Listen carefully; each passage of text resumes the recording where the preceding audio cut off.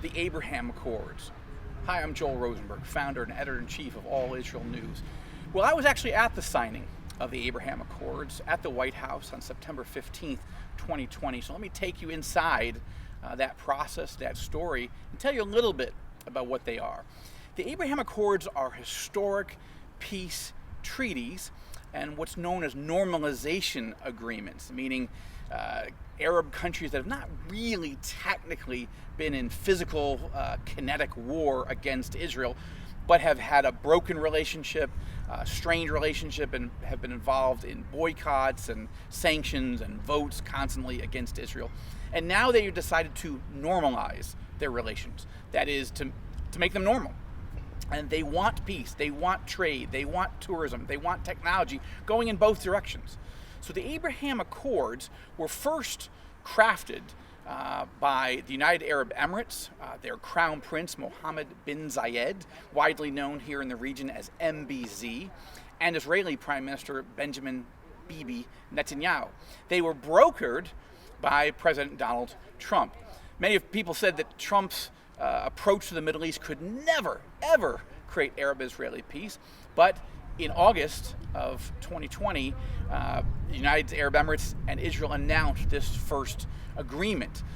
Within days, a second Arab country decided they were going to join this Abraham Accords concept. That was the Kingdom of Bahrain. So now suddenly you had two countries, and again, on September 15th, on the South Lawn of the White House, the foreign ministers of the United Arab Emirates and Bahrain signed these peace and normalization agreements with the Israeli Prime Minister Benjamin Netanyahu. And President Trump, of course, there hosting the event, having brokered these deals. Now, why are they called the Abraham Accord? Why aren't they just called the peace deals? The idea was to talk about the father of our multiple faiths. The Muslims consider Abraham one of their major prophets and one of their major founders of the religion of Islam, a father ultimately to the prophet Muhammad. Obviously, Jews consider, and originally and before everybody else, Abraham the father of the faith. Abraham, Isaac, Jacob, that's the line that starts in Genesis chapter 12. And in fact, what's interesting about it is that in the Bible, which of course predates the Quran by several thousands of years, Abraham is actually given a promise, multiple promises, but it's known as the Abrahamic covenant from God himself. And God says, I am choosing you, I am blessing you, I'm going to bless your family, I'm going to bless your name, I'm going to make you a great nation, I'm going to make you a blessing to all the families of the earth, and I'm going to give you a land. That's the land of Israel. That's the land that I'm standing in. That's the land whose capital is Jerusalem, where I am and where All Israel News reports from. So that's an interesting development that two Arab countries, the UAE and Bahrain, not only decided to make peace, to normalize relations with Israel, but also wanted to call this the Abraham Accords. The UAE, interestingly enough, is actually building what they call an Abrahamic Faith Center, a massive mosque, an amazing church, and a synagogue, all in the same area right in the UAE. This is part of what we're seeing, a trend, a fascinating trend, where Arab attitudes towards Israel and towards Judaism and towards Christianity are changing dramatically. Obviously, we as evangelicals, as Christians, we also embrace Abraham, Isaac, and Jacob. We believe the promises that God gave to them.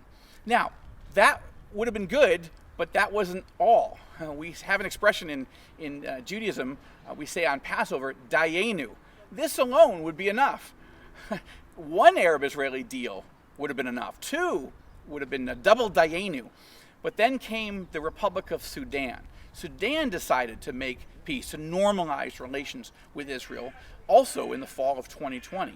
And if that were not enough, in December, when I was actually in Dubai, the commercial capital of the UAE, I was having dinner with our chief operating officer and managing editor for All Israel News and some sources.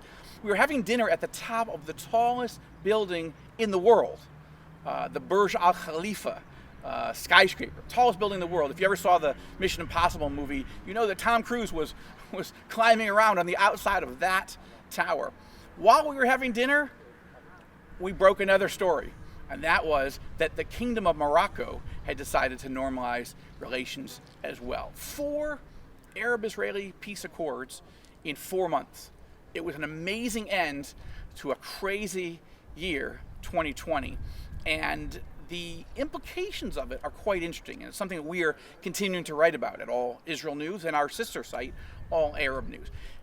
We've been interviewing major cabinet officials in the Arab governments here in Israel as they talk about the venture capital and business deals that are being developed. Over 130,000 Israelis traveled to the UAE just in December alone, before COVID again shut down our air travel. But that's amazing. There's enormous interest in business, in technology, in trade, in tourism. And so we're talking about something that's much more dramatic in many ways in terms of the warmth of the relationship between Israel and these Arab countries than we saw in the first 2 Arab-Israeli peace treaties. Those were with Egypt in 1979 and with Jordan in 1994. Those were incredibly important, historic, game-changing. Why? Because Egypt and Jordan really had multiple kinetic, physical, violent wars with Israel. 1948, 1956, 1967, 1973, and so forth. So to bring an end to those conflicts was incredibly important, and both of those peace treaties have held. But what we didn't see really come out of those is the warmth between Israel, Egypt, and Jordan. We still want it. I'm building relationships with President El-Sisi, the president of Egypt, and King Abdullah in Jordan. I see in them the warmth that we hope to see extend throughout the people. But that is going to continue to take more time. I hope that's helpful. I hope that took you inside the Abraham Accords. And of course, we're hoping, all of us at All Israel News and All Arab News, that there's more to come. As it happens, we'll cover it. So I hope you'll keep staying tuned to All Israel News and All Arab News. From Jerusalem, I'm Joel Rosenberg.